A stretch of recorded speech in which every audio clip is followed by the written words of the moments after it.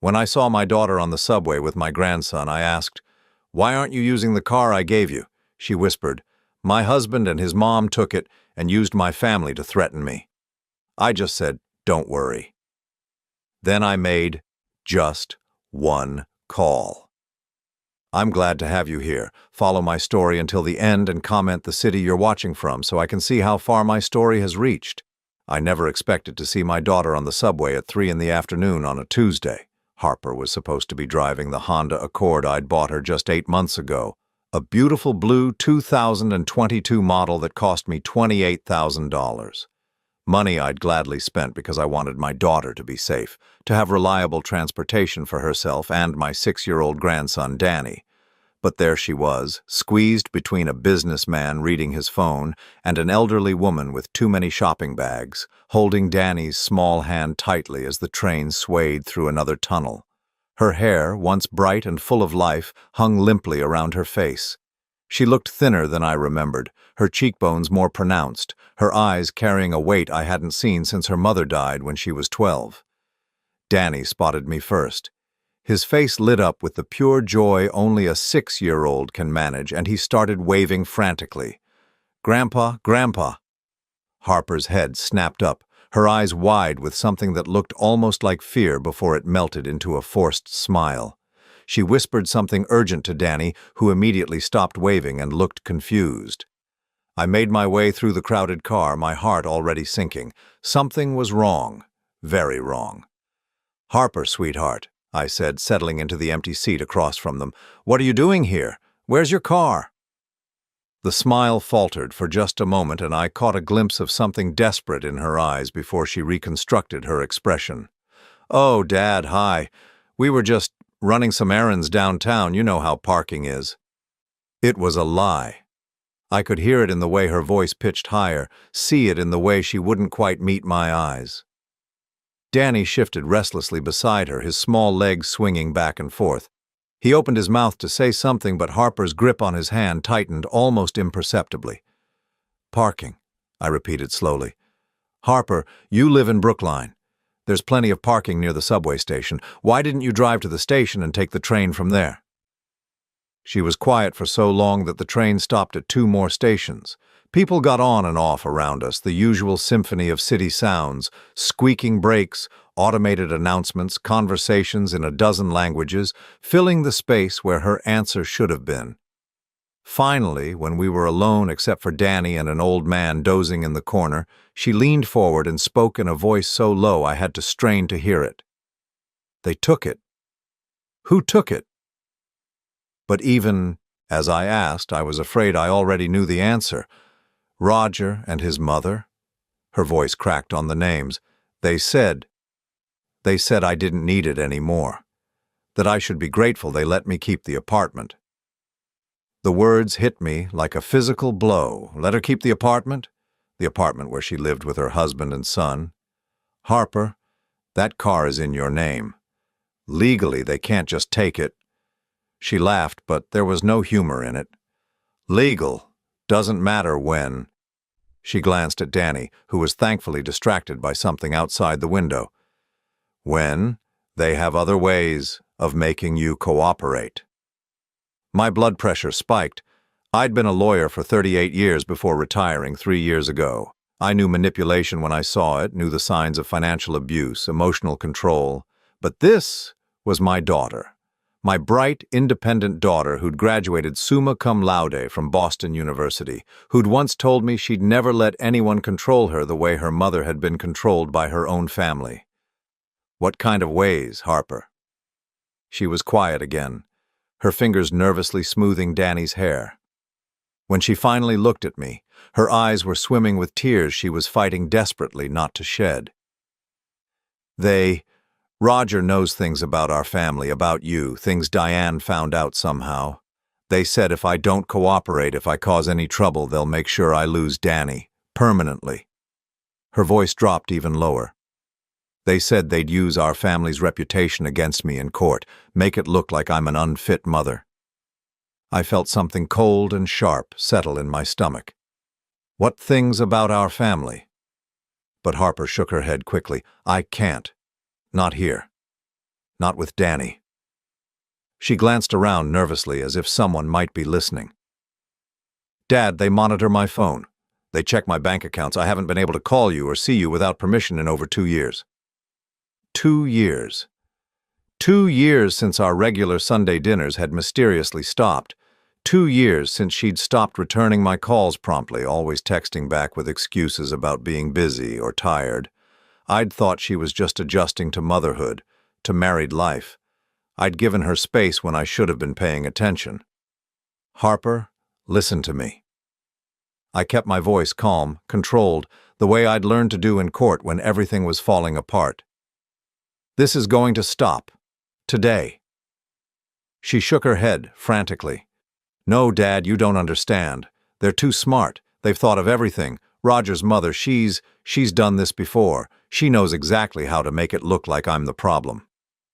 Done what before? But the train was slowing down, and I could see Harper tensing up. She pulled out an old flip phone, not the iPhone I knew she'd had, and checked the time. I have to go, she said, gathering Danny's small backpack. I was only supposed to be gone for an hour. If I'm late, they'll want to know why. Harper, wait. But she was already standing, Danny's hand in hers. As they moved toward the doors, she turned back to me one last time. The expression on her face was one I'd seen in my courtroom too many times, the look of someone who'd given up hope, who'd accepted that their situation was permanent. Don't worry about me, Dad, she whispered. I'm handling it. The doors slid shut between us, and I watched through the window as she walked away, her shoulders hunched as if she were carrying an invisible weight. Danny looked back once, waving at me through the glass before his mother pulled him out of sight. I sat in that empty subway car for 3 more stops, my mind racing.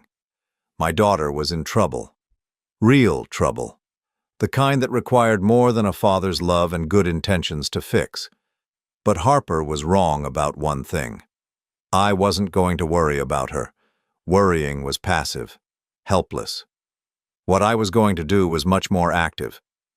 I pulled out my phone and scrolled through my contacts until I found the number I needed. A number I'd hoped I'd never have to use, but had kept just in case. It rang twice before a familiar, gruff voice answered. Morrison Investigations. Detective Morrison, I said, my voice steady despite the storm raging inside me. It's Michael Brennan. I need your help. There was a pause, then a low whistle. Michael, it's been, 5 years since the Patterson case? Something like that. Listen, Tom, this is personal. It's about my daughter. What kind of personal? I looked out the subway window at the city rushing by, thinking about Harper's hollow eyes, her forced smile, the way she'd flinched when I asked about the car. The kind where someone is going to pay. The call with Detective Morrison had been brief but productive. He'd agreed to meet me the next morning, but I couldn't wait that long to start putting pieces together. I spent that evening in my study, surrounded by the legal pads and case files that had been my tools for nearly 4 decades, trying to reconstruct when everything had gone wrong. The truth was, I'd seen the signs. I'd just chosen to ignore them. It started small, the way these things always do. 3 years ago, when Danny was 3, Harper began canceling our Sunday dinners. Just occasionally at first. Roger had work commitments, Danny wasn't feeling well, they'd been invited to his mother's house instead. Reasonable excuses, the kind any busy family might have. But then the cancellations became more frequent and the excuses became more elaborate. Roger had been promoted and needed to work weekends. Diane, his mother, had health problems and needed Harper's help. Danny was having trouble adjusting to preschool and needed quiet weekends at home. I should have pushed harder, should have insisted on seeing my daughter and grandson. But I'd been trying to be respectful, trying to give them space to build their own family traditions. After all, Harper was 32 years old, or be a grown woman capable of making her own decisions. The first real warning sign came 18 months ago, during one of our increasingly rare phone conversations. Harper had called me on a Wednesday afternoon, her voice tight with stress. Dad, I need to ask you something, and I need you to be honest with me. Of course, sweetheart. What is it? Did you ever tell Roger that you thought he wasn't good enough for me? The question had caught me completely off guard. What? No, Harper. Why would you think that? He says you told him at our wedding that you were worried about my future with him, that you thought I was settling. I'd been quiet for a long moment, searching my memory. The wedding had been 7 years ago, a small ceremony at the Brookline Country Club. I'd been nothing but polite to Roger, had even made an effort to include him in conversations about baseball and his job at the dealership. Harper, I never said anything like that to Roger, ever. But he was so specific about it. He said you pulled him aside during the reception and, honey, that never happened. I barely spoke to Roger one-on-one that entire day. There had been a long silence, and I could almost hear her processing this information. When she finally spoke again, her voice was different, smaller. Oh. Well, maybe I misunderstood what he told me. But I knew she hadn't misunderstood. Someone was lying, and it wasn't my daughter. That conversation had haunted me for weeks. I'd started paying closer attention during our occasional visits, watching the dynamics between Harper and Roger. What I saw made my skin crawl. The way Roger would interrupt Harper mid-sentence, then apologize with a laugh, saying she got confused sometimes. The way he'd speak for her when I asked her direct questions. The way Harper would glance at him before answering, as if seeking permission. Most unsettling was the way he'd positioned himself as the reasonable one, the patient husband dealing with a wife who was still adjusting to married life, and a little overwhelmed by motherhood. He painted Harper as fragile, emotional, prone to misremembering things, and I'd bought it. God help me. There were moments when I'd actually believed him. The financial control had been even more subtle.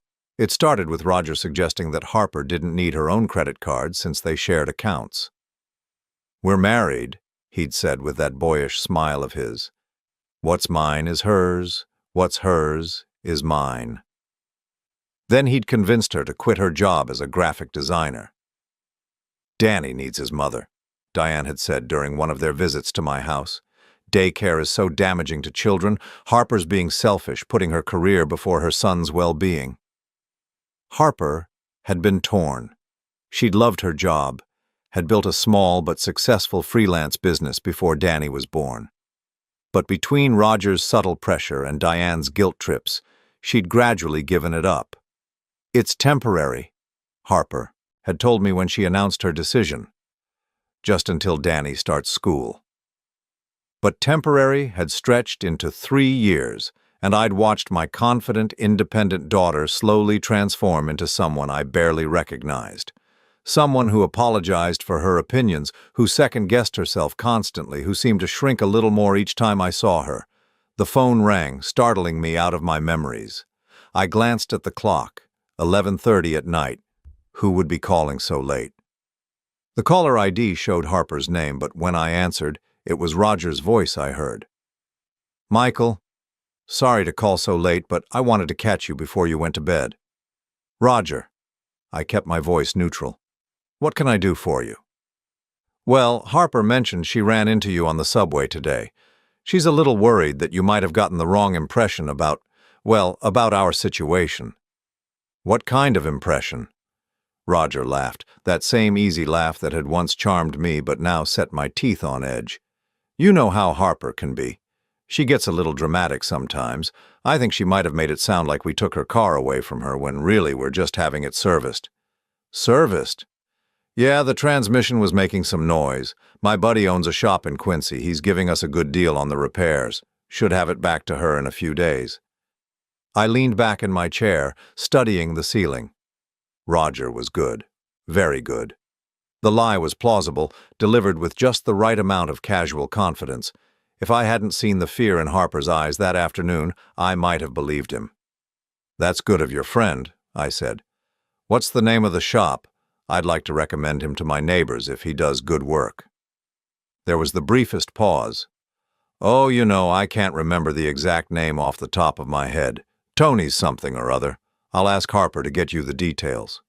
Don't worry about it. I'll ask Harper myself when I talk to her. Another pause, longer this time. Actually, Michael, that's kind of why I'm calling. Harper's been feeling a little overwhelmed lately. The doctor thinks she might be dealing with some postpartum depression, even though Danny's 6 now. You know how these things can linger. Postpartum depression. 6 years later. The audacity of it took my breath away. I see. The thing is, the doctor recommended that Harper limit stressful situations for a while, family visits, phone calls, that kind of thing, just until she gets back on her feet. Are you telling me I can't see my daughter? Of course not. Roger's voice carried just the right note of wounded innocence. I would never presume to interfere with your relationship with Harper. I'm just asking that you maybe give her some space right now, for her own good. For her own good? The manipulation was so naked, so blatant that I almost laughed out loud.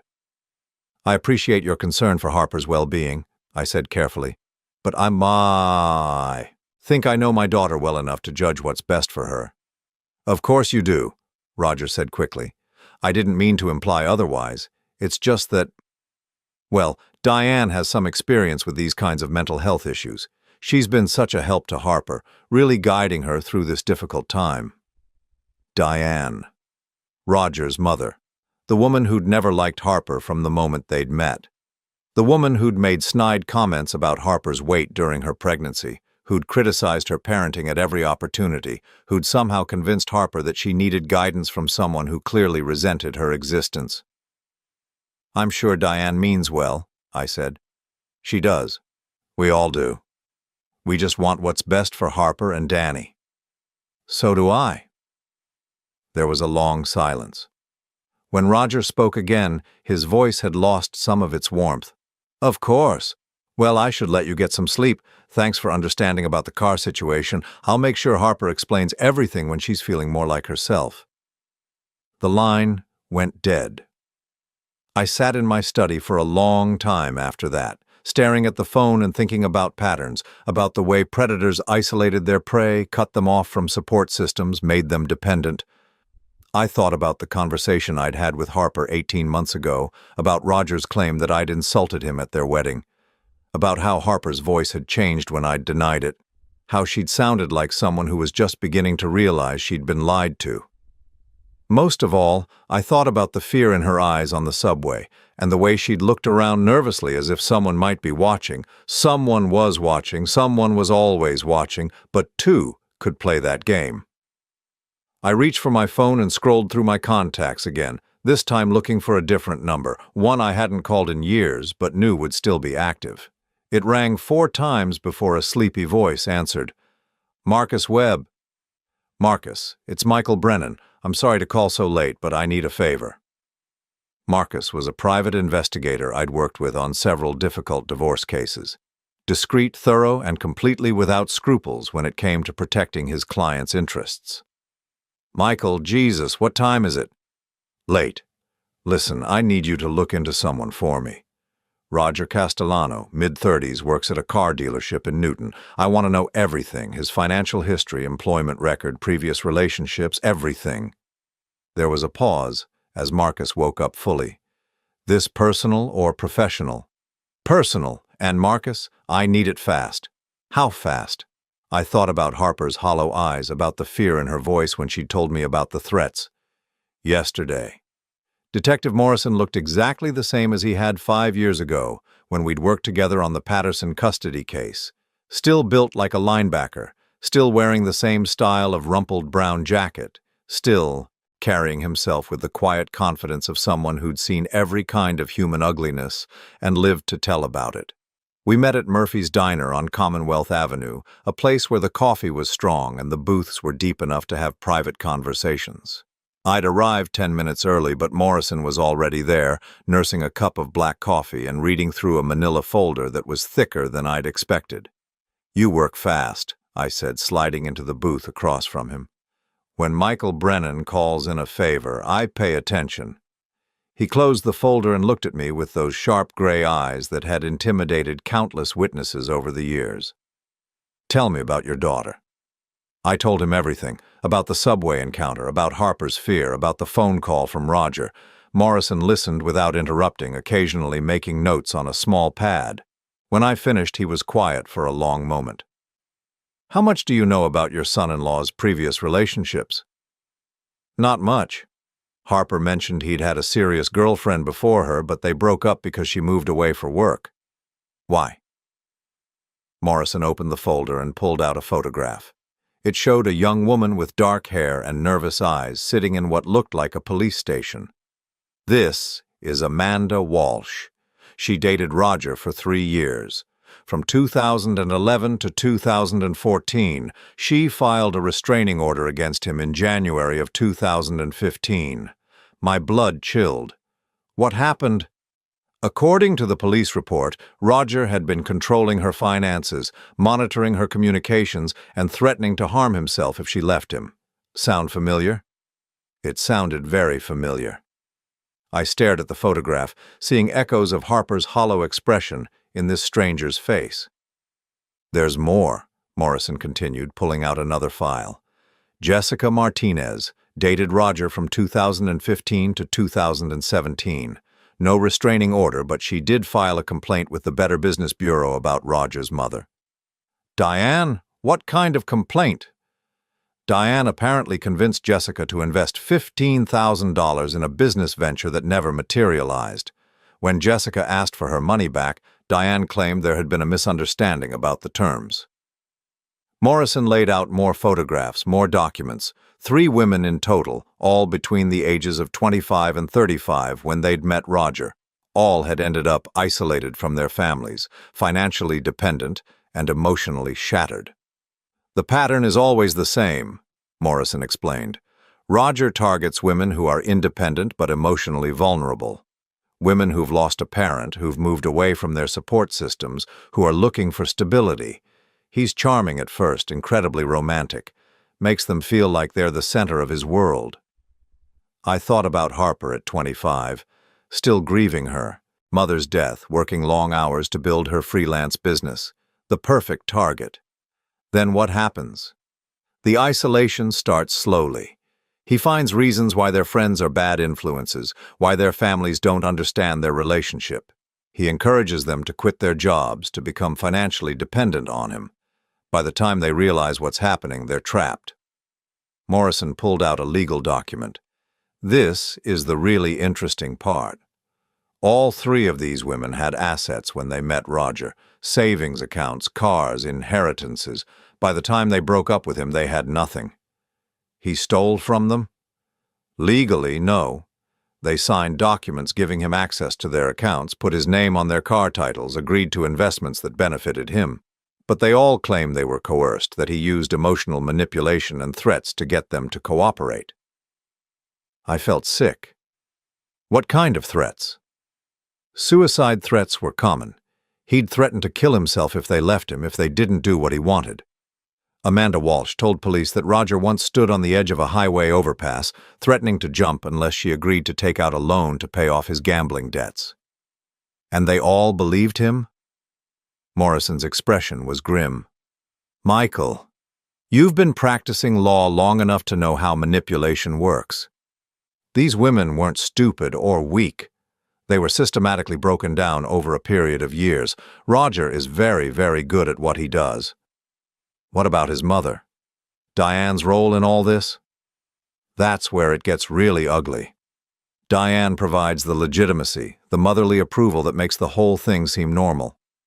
She's the one who convinces these women that Roger's behavior is acceptable, that they're overreacting to his protective instincts. She also handles the financial scams, the fake business investments, the emergency loans that never get repaid. Morrison pulled out another document. This is Diane's credit report. She's been involved in at least 6 questionable financial transactions over the past 10 years, always involving young women who were dating her son.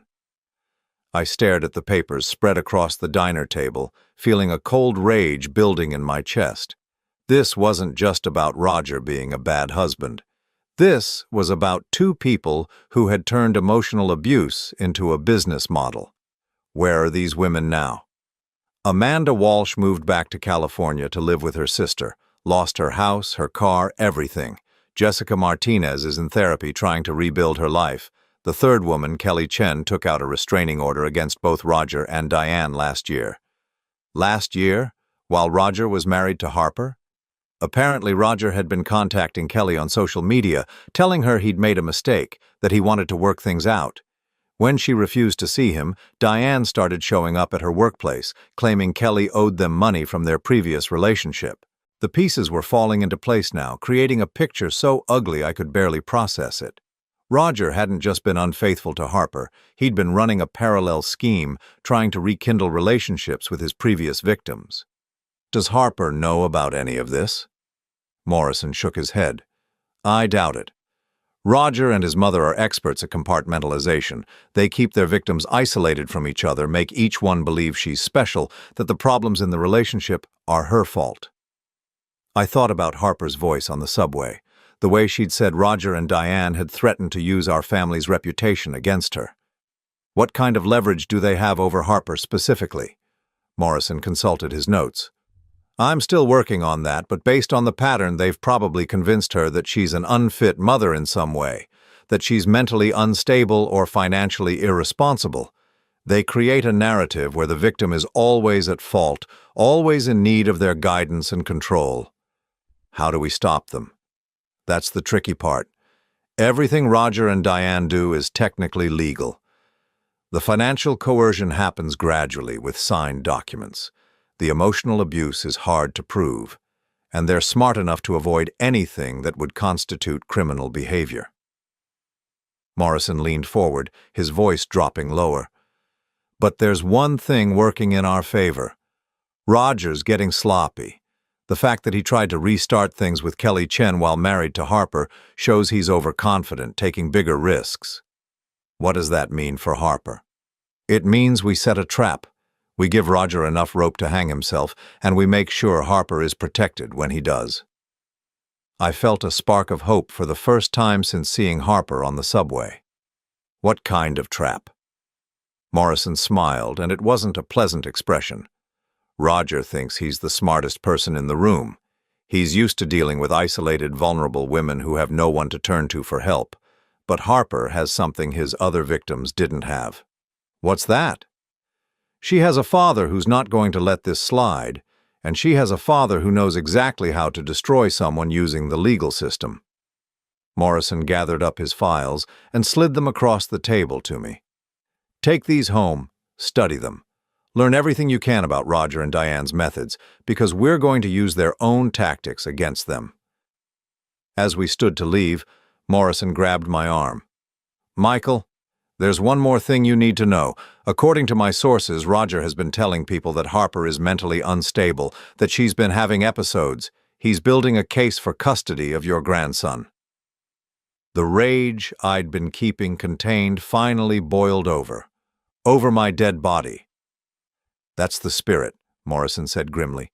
Because if we don't stop this now, Roger is going to take everything from Harper, her son, her freedom, her sanity, and based on his track record, he'll probably succeed.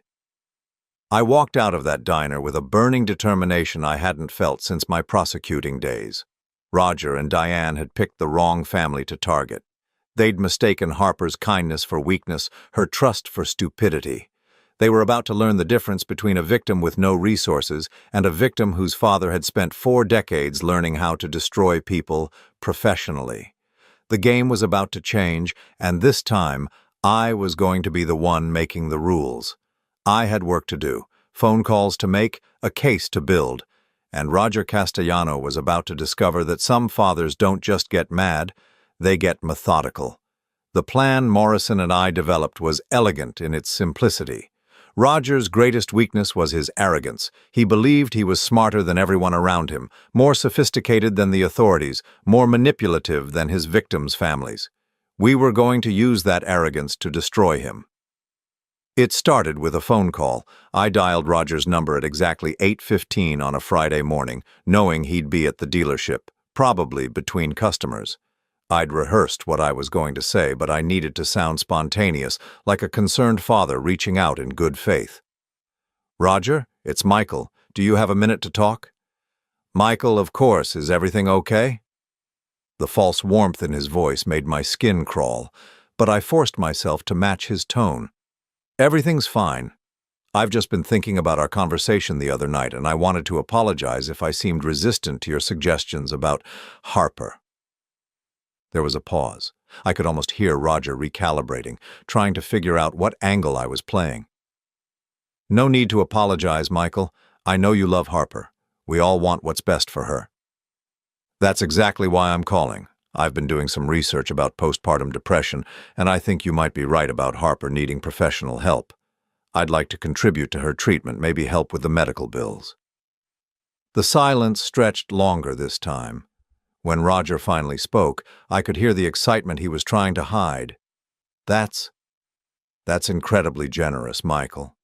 I know Harper would be so grateful for your support. Of course. Family is family, but I want to make sure any money I contribute is used properly, you understand? Absolutely. What did you have in mind? This was the crucial moment. Morrison and I had spent hours crafting this approach, knowing that Roger's greed would override his caution. Well, I was thinking about setting up some kind of trust or medical fund, something that would ensure the money goes directly to Harper's care with proper oversight. I'd probably need to involve my financial advisor, maybe have him meet with you and Harper to discuss the details. That sounds perfect, Roger said quickly. When were you thinking? How about this weekend, Saturday afternoon? I could have my advisor come to your place. We could all sit down together and work out the arrangements. Actually, Roger's voice took on that smooth, controlling tone I'd learned to recognize. It might be better if we met at my mother's house. Harper's more comfortable there, and Diane has experience with these kinds of financial arrangements. Of course she does, I thought. Out loud I said, whatever makes Harper most comfortable. Should I bring any specific documentation? Just your financial information, bank statements, investment accounts, that sort of thing. Diane will need to see the full picture to set up the trust properly. There it was. Roger had just admitted that his mother would be handling my money, reviewing my private financial information, and setting up a trust that I'd never actually agreed to create. Morrison had been right. Roger was getting sloppy, so confident in his ability to manipulate people that he wasn't even bothering to be subtle anymore. I'll bring everything, I said. What's the address? Roger gave me Diane's address in Newton, a nice suburban neighborhood where the houses were expensive enough to look respectable, but not so expensive as to attract unwanted attention. We agreed on 2 o'clock Saturday afternoon. Oh, and Michael? Roger's voice carried a note of false intimacy. It might be better if we kept this between us for now. Harper's been so stressed lately, and I don't want to get her hopes up until everything is finalized. Of course, I understand completely. The moment I hung up, I called Morrison. He took the bait? Hook, line, and sinker. Saturday afternoon at Diane's house. He wants me to bring my financial information so they can set up a trust for Harper's medical care. Morrison chuckled. Beautiful. They're moving faster than I expected. Did he mention keeping it secret from Harper? Naturally. He doesn't want to get her hopes up. Perfect. That gives us everything we need. He's admitting that he's making financial arrangements for Harper without her knowledge or consent, and that his mother is involved in handling other people's money. Morrison had already arranged for the technical aspects of our trap. My financial advisor would actually be Marcus Webb, the private investigator I'd worked with before, wearing a wire and carrying recording equipment, sophisticated enough to capture every word of the conversation. The plan was simple. Get Roger and Diane to incriminate themselves by revealing their true intentions about the money, about Harper's supposed mental health issues, and about their long-term plans for controlling her life. Once we had them on tape admitting their schemes, we'd have enough evidence to protect Harper legally and expose their manipulation to the authorities. Saturday morning, I met with Marcus at his office in downtown Boston. He was a thin, nervous-looking man who could pass for an accountant or insurance agent, exactly the kind of a person Roger would underestimate. "You sure you want to go through with this?" Marcus asked as he fitted me with a small recording device. "If these people are as dangerous as Morrison says, this could get ugly." "They've been destroying my daughter's life for 7 years," I said flatly. I'm not backing down now. Marcus handed me a briefcase filled with fake financial documents. Bank statements showing a larger balance than I actually had, investment portfolios that looked impressive but were completely fabricated, insurance policies and retirement accounts that painted the picture of a wealthy man with more money than sense. Remember, Marcus said, let them do most of the talking. Ask questions that make them explain their plans in detail. The more specific they get about how they're going to handle your money, the more trouble they'll be in later. At exactly 2 o'clock, Marcus and I rang the doorbell of Diane's house. It was a colonial-style home with perfectly manicured landscaping and expensive cars in the driveway, the kind of place that screamed respectable middle-class prosperity. Diane answered the door herself. She was a woman in her late 50s, carefully preserved with salon-perfect hair and clothes that cost more than most people spent on groceries in a month. Her smile was warm and welcoming, but her eyes were calculating, already sizing me up as a potential source of income. "Michael, how wonderful to finally meet you properly. Roger has told me so much about you." She led us into a living room that looked like something out of a magazine. All cream-colored furniture and expensive artwork, with not a single personal touch or sign that real people actually lived there. Roger was waiting for us, dressed in his best suit and wearing that boyish smile that had once charmed me. "Dad?" He stood up and shook my hand with both of his, a gesture that was probably meant to seem sincere but felt manipulative. "And this must be your financial advisor." Marcus introduced himself with exactly the right mixture of professional competence and nervous deference. Within minutes, Diane had positioned herself as the expert in the room, the wise older woman who would guide us through the complex process of setting up Harper's medical trust. "Now," Diane said, settling into her chair with a legal pad and expensive pen, "let's talk about Harper's needs. Roger has explained to me about her condition, and I have to say I'm not surprised.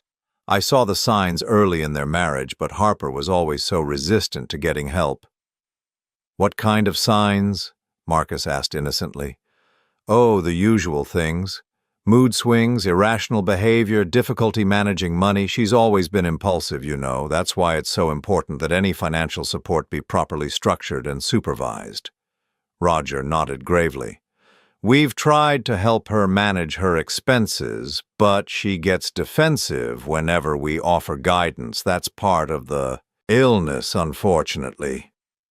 I forced myself to stay calm, to play the role of the concerned father who was just beginning to understand his daughter's problems. "I had no idea it was so serious," I said. "What kind of treatment are we looking at?" "Well," Diane said, consulting her notes, "there's the psychiatric evaluation, of course. That alone will cost about $5,000. Then there's the ongoing therapy, probably 2 to 3 sessions per week at $150 each. And if she needs medication—" She let the sentence trail off meaningfully. Marcus leaned forward with his pen poised over his notepad. "And how would you recommend structuring the trust to cover these expenses?" This was where Diane's true nature began to show. Her eyes lit up as she launched into a detailed explanation of how the money would be managed. By her, of course, since she had experience with these matters. Harper wouldn't have direct access to the funds, which would prevent her from misusing the money during her emotional episodes. "You have to understand," Roger interjected, "Harper can't be trusted to make rational decisions about her own care right now. She's convinced that there's nothing wrong with her, that we're the ones causing her problems. It's textbook delusional behavior." "How long has she been experiencing these delusions?" Marcus asked. Roger and Diane exchanged glances. "It's been getting worse over the past 2 years," Diane said. "She's become increasingly paranoid, claiming that Roger is monitoring her phone calls and controlling her money. She even accused him of hiding her car keys to prevent her from leaving the house." "Of course none of that is true," Roger added quickly. "We're just trying to keep her safe. She's been having these episodes where she forgets conversations we've had, forgets agreements she's made. The doctor thinks it might be early-onset dementia complicated by the depression." I felt a white-hot rage building in my chest, but I kept my voice level. This sounds more serious than I realized. What's the long-term prognosis? That's the thing, Diane said, leaning forward conspiratorially. With proper treatment and supervision, Harper could live a relatively normal life. But she needs structure, guidance. She needs people who can make decisions for her when she's not capable of making them herself. People like you, Marcus said. Exactly. Roger and I have already been providing that kind of support, but it's been a strain on our finances. Roger's been using his own money to pay for Harper's care, to keep her from making impulsive purchases or poor decisions. What kind of impulsive purchases? I asked. Oh, you know how women can be with shopping, Diane said with a laugh that made my skin crawl. Clothes, jewelry, expensive treats for Danny. She spent $3,000 on toys for him last Christmas, money they didn't have. Roger had to take her credit cards away to prevent her from putting the family deeper into debt. Roger nodded sadly. It's heartbreaking, really. She used to be so responsible, so independent, but this illness has changed her completely. They continued talking for another 30 minutes, each lie building on the previous one, each fabrication more elaborate than the last. They painted a picture of Harper as a delusional, irresponsible woman who needed constant supervision and medical intervention. They positioned themselves as her devoted caregivers, sacrificing their own comfort for her well-being, and through it all, they made it clear that any money I contributed would be under their complete control, with no oversight or accountability. By the time Marcus and I left Diane's house, we had recorded over an hour of conversation that thoroughly documented Roger and Diane's fraudulent intentions, their systematic lies about Harper's mental health, and their plans to steal money under the guise of medical care. Jesus, Marcus said as we drove away. I've heard a lot of scams in my time, but those two are professionals. They had answers for everything, explanations for every lie. Did we get enough? More than enough. Between what they said today and the evidence Morrison gathered about their previous victims, you've got a solid case for fraud, financial elder abuse, and conspiracy. Any prosecutor in the state would love to take this to trial. But I wasn't thinking about prosecutors or trials. I was thinking about Harper, sitting alone in that apartment, believing she was mentally ill, believing she deserved the treatment she was receiving. I was thinking about my grandson, growing up in a house where his mother was systematically destroyed every single day. And I was thinking about what I was going to do next. Because recording Roger and Diane was just the first step. Now came the part where I destroyed them. The confrontation came sooner than I'd expected. I'd planned to wait another week before making my move, to gather even more evidence and ensure that Harper was completely protected before exposing Roger and Diane's scheme. But sometimes life forces your hand, and Sunday morning at 9:30, my phone rang with Harper's number on the caller ID. This time, it was actually Harper calling. "Dad?" Her voice was shaking, barely above a whisper. "Can you come get me, please?" My blood turned to ice. "Harper, what's wrong? Where are you?" "I'm at the grocery store on Beacon Street. Roger thinks I'm shopping, but I found something. Dad, I found recordings." "What kind of recordings?" "Recordings of our conversations, private conversations I had with you, with Danny's teachers, with my old boss from the design firm. He's been recording everything for years." I was already reaching for my car keys. "Stay where you are. Don't go home. I'm coming to get you right now." "I can't stay long. If I'm gone too much longer, he'll come looking for me." "But Dad, there's more. Found a notebook where he's been documenting everything I do, everything I say. He's building some kind of case against me." The pieces clicked into place with sickening clarity. Roger hadn't just been controlling Harper's present. He'd been systematically documenting evidence to destroy her future. Every conversation, every interaction, every moment of vulnerability had been cataloged and recorded for future use. "Harper, listen to me very carefully. I need you to trust me completely. Can you do that?" "Yes." "I'm going to tell you some things that are going to be hard to hear, but I need you to know the truth. Roger and his mother have been running a scam. You're not mentally ill, you're not irresponsible, and you're not a bad mother. You've been deliberately manipulated and gaslighted for years." There was a long silence. When Harper spoke again, her voice was different, stronger, but with an undercurrent of rage. I hadn't heard from her since she was a teenager. I know. I've known something was wrong, but I couldn't prove it.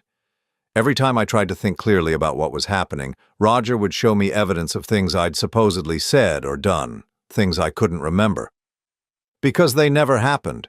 He's been creating false evidence to make you doubt your own memory and judgment. The recordings I found, some of them are edited. Conversations where my voice says things I never said. Dad, how is that even possible? Modern technology had made it frighteningly easy to manipulate audio recordings, to splice together words and phrases to create entirely fabricated conversations. Roger had been building an elaborate fiction about Harper's mental state, complete with manufactured evidence to support his claims. Harper, I need you to listen very carefully. Roger is more dangerous than you realize. He's done this before to other women, and right now he's planning to take Danny away from you. What? Her voice cracked with terror. He's been building a custody case based on the fake evidence he's collected. The mental health claims, the financial irresponsibility charges, it's all part of a plan to get full custody of Danny and cut you out completely. I could hear her breathing becoming rapid and shallow. Dad, I need to go back. If Roger realizes I'm gone, if he finds out I discovered the recordings, no, you're not going back there alone. I have to. Danny's at home with Diane. If I don't come back soon, Harper, I'm calling the police. No. The word came out sharper than I'd expected. Dad, you don't understand. Roger has friends on the police force. He's been planning this for months, maybe years. If the police get involved now before we have proof of what he's been doing, he'll just use it as more evidence that I'm unstable. She was right, and I knew it. Roger had been too smart, too methodical in his approach. A hysterical wife calling the police with claims about hidden recordings. And financial manipulation would fit perfectly with his narrative about Harper's deteriorating mental health. Then what do you want to do? I want to go back and confront him, but I want you to be there when I do it. I want witnesses who can't be discredited or manipulated. It was dangerous. Roger had shown himself capable of elaborate psychological manipulation, but I'd seen enough domestic abuse cases to know that when cornered, manipulators often turned violent. But Harper was right about one thing. We needed to force Roger to show his true nature in front of witnesses who couldn't be dismissed or intimidated. All right. But we do this my way, with protection and backup. I called Morrison immediately. Within an hour, we had a plan. Morrison would position himself outside Roger and Harper's apartment building with recording equipment. I would accompany Harper inside, wearing a wire, while Marcus Webb waited in a car across the street as additional backup. The goal is to get Roger to admit what he's been doing, Morrison explained as we prepared. Harper has the advantage now. She knows about the recordings, but Roger doesn't know that she knows. We want him to incriminate himself. What if he gets violent? Harper asked. That's why your father is going to be there, and why I'm going to be right outside. If things go bad, we'll have plenty of evidence of Roger's true nature. Harper looked pale but determined. Let's do it. The drive to her apartment was the longest 15 minutes of my life. Harper sat beside me, clutching the small recording device she'd taken from Roger's hiding place. A tiny digital recorder that contained hours of manipulated conversations. I keep thinking about all the times he made me feel crazy, she said quietly. All the times I questioned my own memory, my own judgment. He was so good at it, Dad, so convincing. That's what makes him dangerous, but it's also what's going to destroy him. He's so arrogant, so confident in his ability to manipulate people that he doesn't know when to stop. We parked outside the apartment building and took the elevator to the 3rd floor. Harper's hands were shaking as she unlocked the door, but her voice was steady when she called out, "Roger, I'm home." He appeared in the doorway to the living room, that familiar boyish smile already in place, but something flickered in his eyes when he saw me behind Harper. "Michael, what a surprise.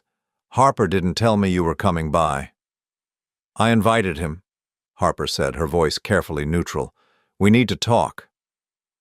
Diane emerged from the kitchen, Danny's hand in hers.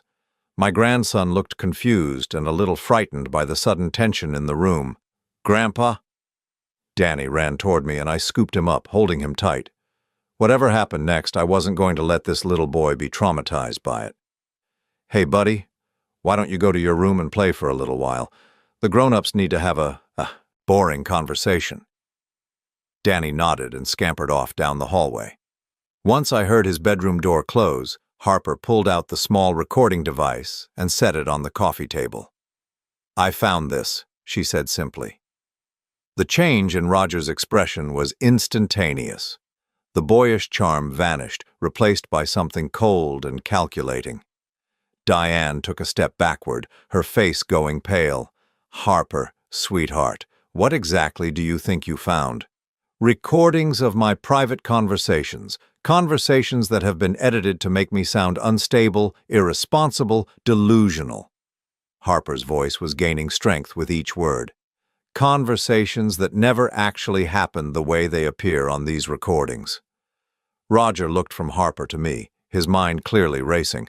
"I think there's been a misunderstanding. Those recordings were made for your own protection, Harper. You've been having memory issues, saying things and then forgetting you said them. I was just trying to help you remember." "By editing my voice to make me say things I never said?" "I never edited anything." But his voice had lost its smooth confidence. "If you think the recordings have been tampered with, maybe we should have them examined by a professional." It was a good recovery, but Harper was ready for it. "I already did. I took them to a friend who works in audio production. The editing is obvious once you know what to look for: splice marks, background noise inconsistencies, frequency mismatches." Roger's jaw tightened. "Who did you show these to?" "Does it matter?" "Harper, you're sick.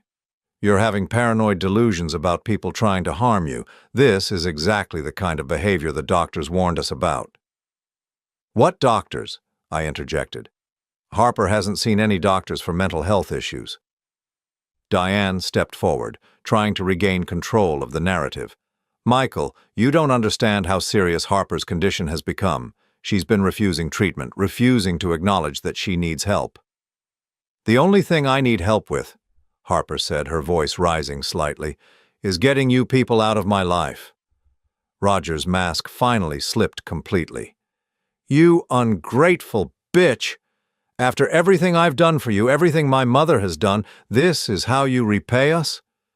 The words hung in the air like a slap. Harper took a step backward, and I moved to stand beside her. "There it is," I said quietly, "the real Roger." "Shut up, old man, this is none of your business." "My daughter is absolutely my business." Roger turned back to Harper, his voice dropping to something low and menacing. "You want to play games, Harper? Fine. Let's play. You walk out that door, you try to take Danny, and I'll destroy you. I have years of evidence about your mental instability, your drug use, your irresponsible behavior." "What drug use?" Harper demanded. "The prescription medications you've been abusing, the drinking problem you've been hiding, the times you've left Danny alone while you went on shopping binges." "None of that is true, and you know it." Roger pulled out his phone and started scrolling through something. "I have photos of you passed out drunk while Danny played unsupervised. I have receipts showing you spending thousands of dollars on unnecessary purchases while I struggled to pay our bills. I have recordings of you threatening to hurt yourself if I didn't give you money for drugs." Every word was a lie. But I could see how devastating this would be in a courtroom, presented to a judge who didn't know Harper, who had no reason to doubt the seemingly comprehensive evidence of her unfitness as a mother. "You made all of that up," Harper said, but her voice was shaking now. "Prove it." Roger's smile was cruel, triumphant. "Go ahead, call the police. Tell them your husband has been systematically documenting your descent into mental illness and substance abuse. See who they believe." That's when Harper surprised everyone, including me. Instead of breaking down, instead of cowering under Roger's threats, she laughed. "You're right," she said. "I can't prove you made those things up, but I don't have to." "What the hell does that mean?" Harper looked at me and I nodded slightly. It was time. "It means," I said, pulling out my phone and opening the recording app, that for the past 10 minutes you've been confessing to fabricating evidence against your wife in front of witnesses. Roger's face went white. You recorded this conversation? Every word, including the part where you called my daughter an ungrateful bitch and threatened to destroy her with fake evidence. Diane made a small, gasping sound. Roger, you said nothing could be traced back to us. Shut up, Mother. But it was too late. The damage was done. Roger had revealed his true nature, admitted to creating false evidence, and threatened to commit perjury in family court, all captured in high-definition audio. Get out, Harper said quietly. Both of you. Get out of my apartment right now. Roger took a step toward her, his hands clenched into fists. You think this is over? You think some stupid recording is going to save you? That's when I stepped between them. Try it, son. I'd love to add assault charges to the fraud and conspiracy charges you're already facing. For a moment, Roger looked like he might actually swing at me. His face was flushed with rage, his breath coming in short gasps. But then he seemed to realize how completely he'd lost control, how thoroughly he'd destroyed his own carefully constructed facade. This isn't over, he said, backing toward the door. You have no idea what you're dealing with. Actually, I said, I know exactly what I'm dealing with. A small-time con artist who picked the wrong family to target. Roger and Diane left without another word, but I could hear Roger shouting in the hallway, his voice echoing off the walls as they waited for the elevator. Harper collapsed onto the couch, her whole body shaking with adrenaline and relief. Is it really over? She asked. The hard part is, I said, sitting beside her and pulling her into a hug. But there's still work to do. We had the recordings, we had Roger's confession, and we had 7 years of documented abuse to present to the authorities. But most importantly, we had Harper's freedom, and we had the truth. The mask had finally fallen, and Roger Castellano was about to learn what happened when you targeted a family that fought back.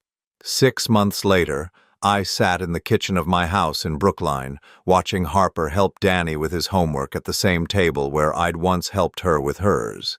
The morning light streamed through the windows, illuminating two faces that looked more peaceful than I'd seen them in years. Harper had moved back in with me 3 days after the confrontation with Roger, bringing nothing but a few suitcases and a determination to rebuild her life from scratch. The legal process had been swift but thorough. Detective Morrison's evidence, combined with the recordings we'd made, had given us everything we needed to ensure Roger could never hurt Harper or Danny again. The divorce had been finalized just 2 weeks ago. Harper received full custody of Danny, with Roger granted only supervised visitation rights that he'd already stopped exercising. The restraining order prevented him from contacting Harper directly or coming within 500 feet of her, Danny, or me. But the legal victories, satisfying as they were, paled in comparison to the transformation I'd witnessed in my daughter. Harper looked up from Danny's math worksheet and caught me staring. What? You're humming, I said. I haven't heard you hum in years. She smiled, a genuine expression of contentment that reached her eyes. I feel like humming. Is that weird? It's wonderful. Danny finished his problem and looked up proudly. Grandpa, look, I got all the multiplication tables right. That's fantastic, buddy. You're getting as smart as your mom. Mom's the smartest, Danny said matter-of-factly. She knows everything. Harper ruffled his hair. Not everything, sweetheart, but I'm learning. She was learning. Over the past 6 months, Harper had slowly rediscovered who she was underneath 7 years of systematic manipulation. It hadn't been easy. There had been days when she'd questioned every decision, wondered if Roger might have been right about some things, struggled with the guilt and shame that are the lasting wounds of psychological abuse. But with therapy, with distance from her tormentors, and with the unconditional support of family who actually loved her, Harper was finding her way back to herself. The phone rang, interrupting our peaceful morning. I glanced at the caller ID and felt my jaw tighten slightly. It's Morrison, I told Harper. She nodded. We'd been expecting this call for weeks, ever since the prosecutor's office had informed us that Roger's case was moving forward. Michael, Morrison's voice was cheerful when I answered. "I've got news, good news. I'm listening." Roger Castellano pled guilty this morning. Fraud, conspiracy, stalking, violation of computer privacy laws, the whole package. He's looking at 2 to 4 years, and he'll be required to pay restitution to all his victims. I felt a wave of satisfaction wash over me. What about Diane? She's cooperating with prosecutors in exchange for a reduced sentence. Apparently she's been running similar scams for over a decade, targeting vulnerable women through her son's relationships. She's providing information about other victims we didn't even know about. Harper had been listening to my side of the conversation, and I could see the relief in her eyes. "It's over?" she asked. "It's over," I confirmed. Morrison continued, "There's more.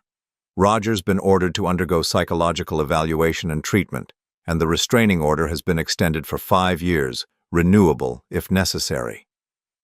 After I hung up, Harper sat quietly for a few minutes, processing the news. Danny had gone back to his homework, oblivious to the significance of the call. "I thought I'd feel more triumphant," Harper said finally. "But I just feel sad. Sad for the person I used to be, sad for all the time I lost, sad for Danny growing up in that environment." "You can't get those years back," I said gently, "but you can make sure the years going forward are different." "I know, and I am. It's just—" She trailed off, searching for words. "Sometimes I wonder how I let it happen, how I let them convince me I was crazy, that I deserved to be treated that way." It was a question she'd asked many times in therapy, a question that haunted many victims of psychological abuse. The simple answer was that Roger and Diane had been professionals, experts at their craft. But the real answer was more complex. "You let it happen because you're a loving person," I said. "Because you wanted to believe the best about the man you'd married, because you trusted your family to support you. Those aren't weaknesses, Harper. Those are the qualities that make you who you are." "But how do I make sure it never happens again?" "By trusting yourself. By listening to that inner voice that tells you when something isn't right. By remembering that real love doesn't require you to diminish yourself." Harper reached across the table and squeezed my hand. "Thank you.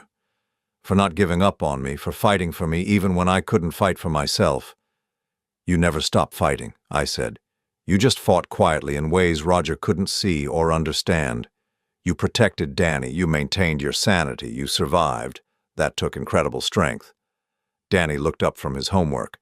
"Are we going to stay here forever, Mom?" Harper and I had discussed this question many times over the past few months. She could afford a place of her own now. Her freelance design business was thriving again, and she'd received a substantial settlement as part of the divorce. But neither of us was eager to break up the family unit that had been healing all of us.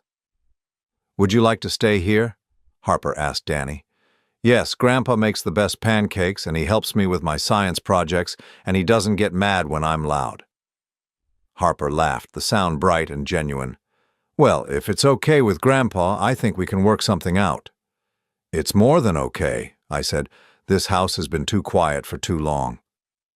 That evening, after Danny had gone to bed, Harper and I sat on the front porch, watching the sun set over the neighborhood I'd lived in for 30 years.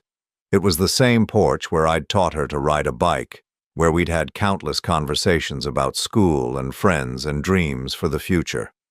"I've been thinking about Mom a lot lately," Harper said, "about what she would think of everything that happened." Harper's mother, my wife Sarah, had died when Harper was 12, a sudden heart attack that had left both of us reeling. Sarah had been the emotional center of our family, the one who'd taught Harper to be kind and trusting and open-hearted. "She would be proud of you," I said. "Proud of your strength, proud of the mother you've become, proud of the way you fought your way back." "Do you think she would have seen through Roger from the beginning?" I considered the question carefully. Sarah had been intuitive about people, but she'd also been generous in her judgments, inclined to give people the benefit of the doubt. "I think she would have been suspicious of anyone who tried to change you," I said finally. "Your mother loved you exactly as you were. She wouldn't have understood why anyone would want to make you smaller or quieter or less yourself. Harper wiped away a tear. I wish she could meet Danny. Really meet him, not just as the scared little boy he was, with Roger, but as the happy, confident kid he's becoming. She does know him, I said, and she knows you. The best parts of her live on in both of you. We sat in comfortable silence for a while, listening to the evening sounds of the neighborhood. Children playing in backyards, dogs barking, the distant sound of a lawnmower. Normal, peaceful sounds that had become precious to us both. Dad? Harper's voice was soft, thoughtful. I want to do something to help other women who are going through what I went through. What did you have in mind? I don't know yet. Maybe volunteer with a domestic violence organization, maybe start a support group. I just know that I can't be the only one who's experienced this kind of manipulation. She wasn't. Morrison had connected us with several of Roger's previous victims, and we'd learned that Harper's experience was disturbingly common. Financial abuse, isolation, gaslighting, these were tools used by manipulators across the country to control and destroy the women they claimed to love. Whatever you decide to do, I said, I'll support you completely. I know you will. That's the difference between real family and the fake version Roger and Diane created. Real family doesn't try to control you or change you. Real family loves you enough to let you be yourself. 3 months later, Harper launched a small consulting business, helping other abuse survivors navigate the legal and financial challenges of leaving manipulative relationships. She worked with lawyers, therapists, and financial advisors to create comprehensive support plans for women who were ready to reclaim their lives. Her first client was Amanda Walsh, the woman Morrison had told us about, Roger's victim from years earlier. Amanda had been living in California, still struggling with the financial and emotional damage Roger had inflicted. Harper flew out to meet with her, sharing not just practical advice, but the hope that comes from seeing someone who has survived and thrived. It was like looking into a mirror, Harper told me after that first meeting. Not just seeing what Roger had done to her, but seeing how strong she actually was, underneath all the damage. The business grew slowly but steadily. Harper was careful to maintain her boundaries to protect her own healing while helping others. She'd learned the hard way that giving too much of yourself could be dangerous, even when your intentions were good. Danny thrived in our multi-generational household. He started playing Little League baseball, joined the school chess club, and made friends with the neighborhood kids. Most importantly, he began to trust his own voice again, to speak up when he was happy or sad or confused instead of walking on eggshells the way he'd learned to do with Roger. One evening in late spring, almost a year after the confrontation, Danny came to me with a question that caught me off guard. "Grandpa, why did Roger try to hurt Mom?" I'd been dreading this conversation, knowing that eventually Danny would need to understand what had happened in his early childhood. Harper and I had decided to be honest with him, but age-appropriately so. Some people have problems inside themselves that make them want to control other people, I said carefully. Roger had those kinds of problems. It wasn't anything your mom did wrong. But why didn't he just get help for his problems? It was such an innocent question, asked with the clarity that only children possess. Sometimes people with those problems don't think they need help. They think everyone else is the problem. Danny nodded solemnly. I'm glad he's gone. Mom smiles more now. Me too, buddy. Me too. As I tucked Danny into bed that night, I reflected on how much our lives had changed. A year ago, Harper had been trapped in a relationship that was slowly destroying her, isolated from her family, convinced she was losing her mind. Danny had been a frightened little boy, walking on eggshells, learning that love came with conditions and requirements.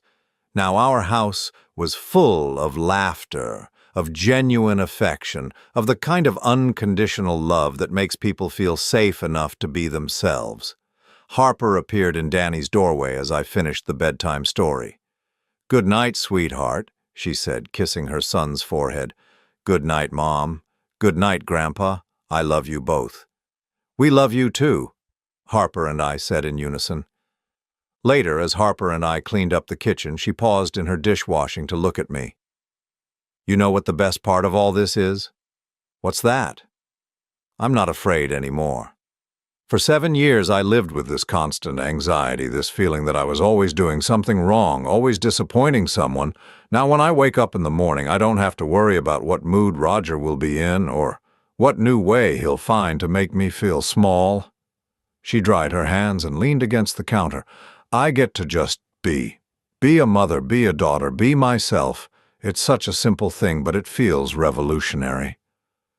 You've always been yourself, I said. Roger just tried very hard to convince you otherwise. But I'm stronger now. Stronger than I was before I met him even, because now I know what I'm capable of surviving. I know that I can trust my own judgment, that I can fight for what matters. That night, as I lay in bed listening to the sounds of my family sleeping peacefully in their rooms, I thought about the phone call that had started everything.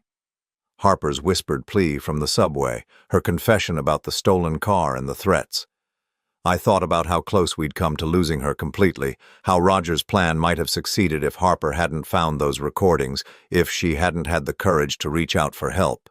But mostly I thought about resilience, about the human capacity to heal and grow and reclaim joy after trauma.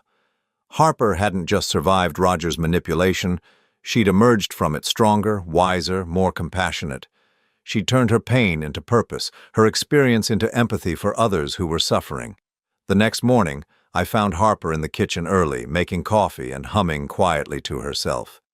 Sunlight streamed through the windows, illuminating her face as she moved around the familiar space. "Good morning," I said. "Good morning, Dad. Beautiful day, isn't it?" It was. It absolutely was. Harper poured me a cup of coffee and sat down at the table where we'd had so many conversations over the years. The table where she'd done homework as a child, where we'd planned her wedding, where we'd sit together working through the aftermath of her divorce. "I have some news," she said, her eyes bright with excitement. "Good news, I hope." "Very good news. I got a call yesterday from a women's shelter in Providence. They want me to develop a workshop series about recognizing and escaping financial abuse. It would mean traveling once a month, but Danny and I talked about it, and he's excited about the adventure."